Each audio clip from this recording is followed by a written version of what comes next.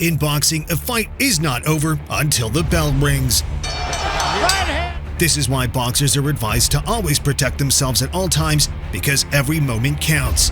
Just one little slip-up, the fight could be over in a moment, proving that every second of a fight is important.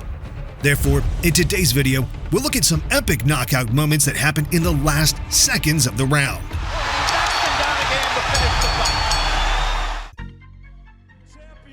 In January 2014, former WBC welterweight champion Victor Ortiz returned to the ring after a 2-year hiatus to face Luis Collazo.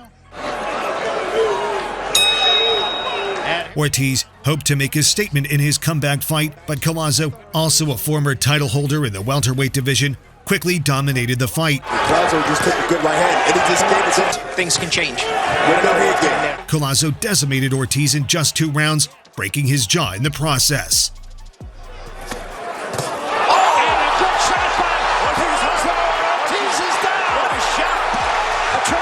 Shot. You cannot be safe on the bell, remember. 6, 7, 8. I don't know. 9. He's done. It's over. It is over just like that.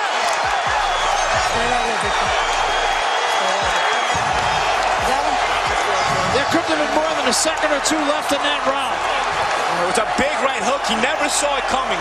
I told people before, Collazo is very live. This is a world-class fighter.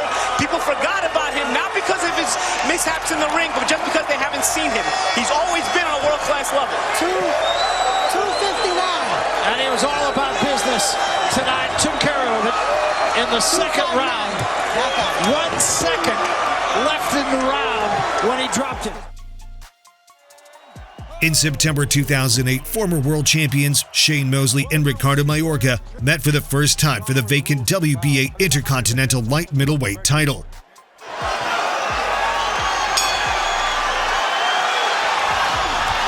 Mayorga comes across the ring and tries for one big right-handed shot. Coming into the 12th round, Mosley was leading the fight according to 2 judges. Round 4. It's round 10. I don't really know.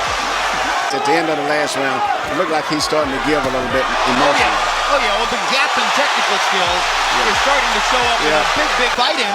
He's an easy target, as Shane is beginning to learn. He was an easy target for Trinidad, he was an easy target for De La Hoya, and increasingly power punches through 11, Mosley 86 out of 181. However, he increased his pace and floored Mayorga in the final minute of the round. Scintillating fighting down the stretch of the fight by Shane Mosley. A brilliant 4th round, and he puts Mayorga on the canvas. 5, 6, 7, 8. Okay, let's get back up. The tough Nicaraguan returned to his feet on unsteady legs and seemed he would make it to the final bell. Unfortunately for him, Mosley made him pay for his trash talking and ring antics by knocking him out in the final second of the fight. 12th round magic. And he knocks him down again to finish the fight. And it's a knockout. The left hook.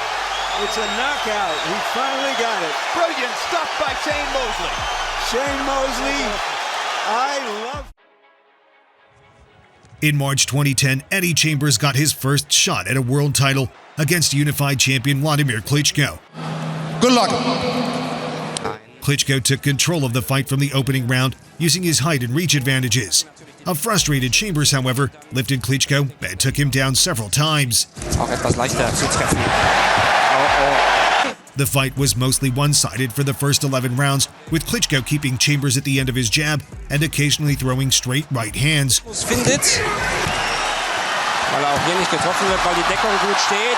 Klitschko upped his pace in the final round, knocking Chambers out cold to retain his title.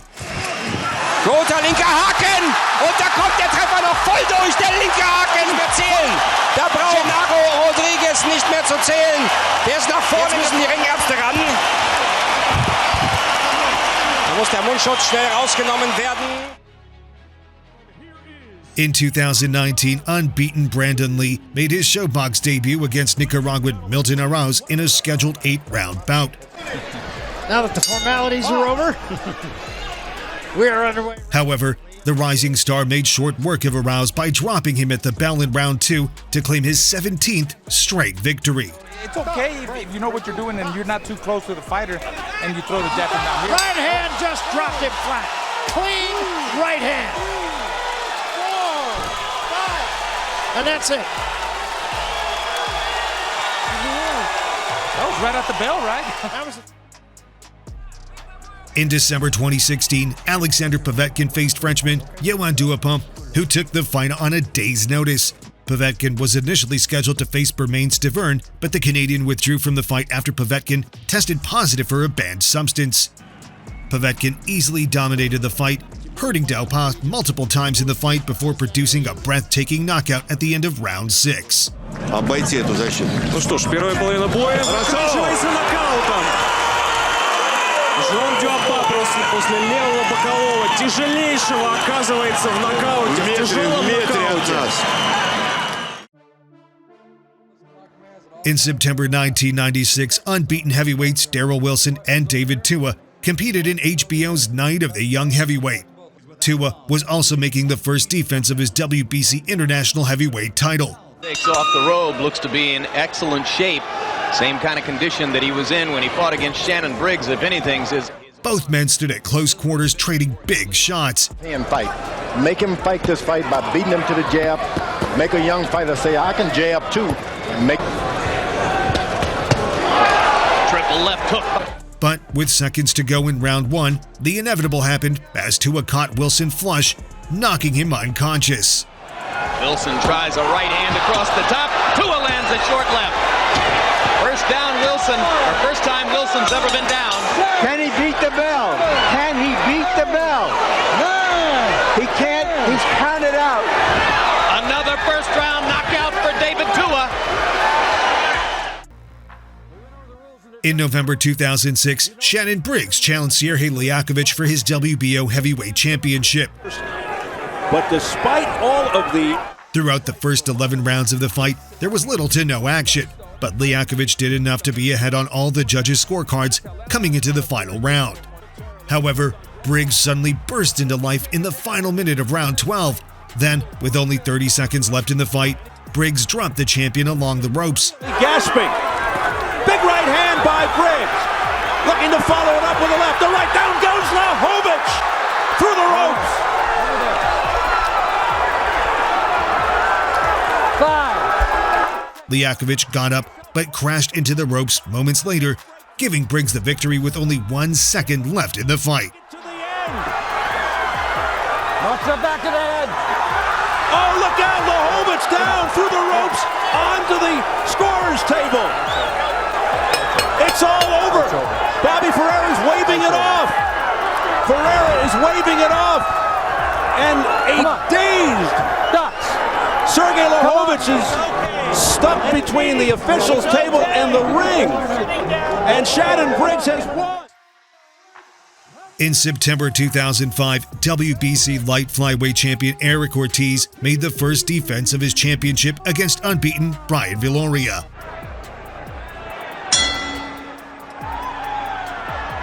The championship bout, scheduled for 12 rounds, ended abruptly in round 1 after Voria landed a vicious punch that Ortiz never saw coming.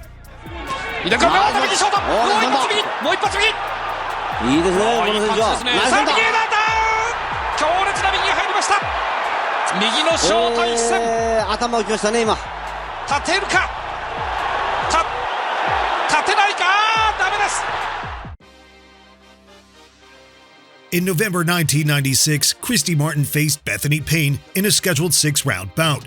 As a women's boxer, Kenny Bellis, the referee. However, this turned out to be a great mismatch as the inexperienced Payne was up against one of the greatest female boxers. Martin made it a short night, ending the fight at the bell in round 1. Final seconds of the opening round. Work out of there. Come on, work out. Oh, combination at the bell. And Payne is staggered. Kenny Bellis waves it off. It's over. That's what you call out on your feet, Steve. Out on your feet. Just prior to the bell to end round 1, Christy Martin unleashes a furious assault on this young lady, Bethany Payne, and She could not even make it to the corner. She staggered. She was out on her feet, and Kenny Bayless wisely stopped it. You know, I don't think she'd have made it all the way back. In 2006, unbeaten Calvin Brock took on Zuri Lawrence in a scheduled 10-round bout. Lawrence was known for having never won a fight by knockout. Nevertheless, Lawrence is a tough journeyman who is coming off a victory over former title challenger Jamil McCline. That's got to work. While he certainly possesses some skills, he's using boxing. The fight was tentative in the early goings, but the action picked up in round 6. However, with only 2 seconds to go in the round, Brock connected with a devastating one-punch knockout shot that knocked Lawrence unconscious. Opponent blocks it, pushes the hand down. Beautiful. Oh, there is the knockout shot there by Calvin Brock. And immediately, referee Jay Nady calls in the medical people.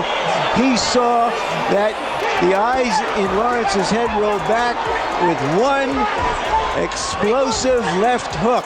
Let's hope Lawrence is okay. In December 2013, Darnell Wilson took on unbeaten David Rodriguez. Rodriguez was known for his explosive power, having stopped all but 2 of his 36 opponents, with most of the knockouts coming in the first round. Meanwhile, Wilson was a journeyman with 17 losses on his record coming into the fight. However, the record can be deceiving, as Wilson came out guns blazing against the towering Rodriguez. With less than 10 seconds left in the final round, Wilson stepped on the gas and unloaded a brutal knockout punch that left the giant flat on his back. 36-0 in his career. It's all over. This fight's over. Wilson has knocked him out. It's over. 10 seconds left. Darnell Wilson. Wow. And the final round has knocked out Rodriguez with a huge left. And that was what we talked about, Kenny. He's a big puncher. He's always capable of doing that. And Darnell Wilson is nobody to take lightly. You cannot underestimate this guy. Here, take a look at the replay. You see Rodriguez back on the ropes. In this explosive matchup, unbeaten champions Julio Cesar Chavez and Meldrick Taylor met in a light welterweight unification match. Chavez, who was unbeaten in 68 matches, held the WBC title, while the unbeaten Olympic gold medalist Taylor held the IBF title. Exactly what his corner won't want him to do.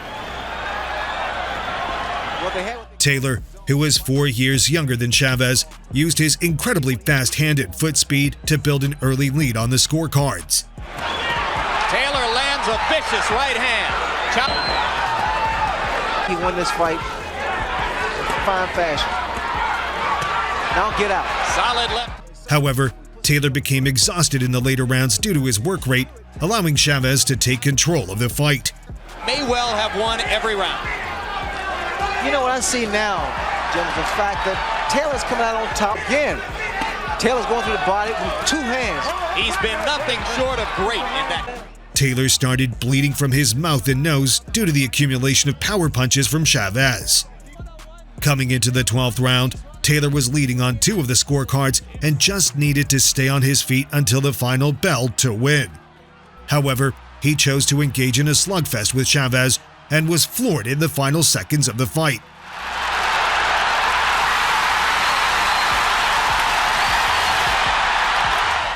Taylor got back to his feet but appeared too stunned to continue, forcing the referee to stop the fight with only 2 seconds left. Unbelievable! Unbelievable! Richard Steele stopped the fight with fewer than 5 seconds to go. You're going to watch Lou Duba go crazy now. You're going to watch Lou Duba go absolutely berserk. This is one of the most unusual calls by a referee in the whole history of the sport.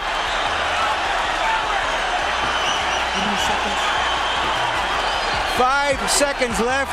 I cannot believe they... In this legendary matchup, Kostya Tszyu and Zab Judah squared off for the undisputed light welterweight championship. Judah, referee Jay Nady brings him. Judah, who was undefeated in 27 fights, dominated the fight in the opening round with his incredible speed and fast movement. Telling us the early stages of the fight will be pivotal. He's nailing Tszyu here. Tszyu, look at the head movement by Judah, and then he comes through with a combination. Not move straight back against Zab Judah. He's too quick. However, in the second round, Tszyu began to close the distance. Nice right hand and a nice jab. With just 5 seconds to go in the round, Tszyu found a home for a wicked shot that knocked Judah's senses out.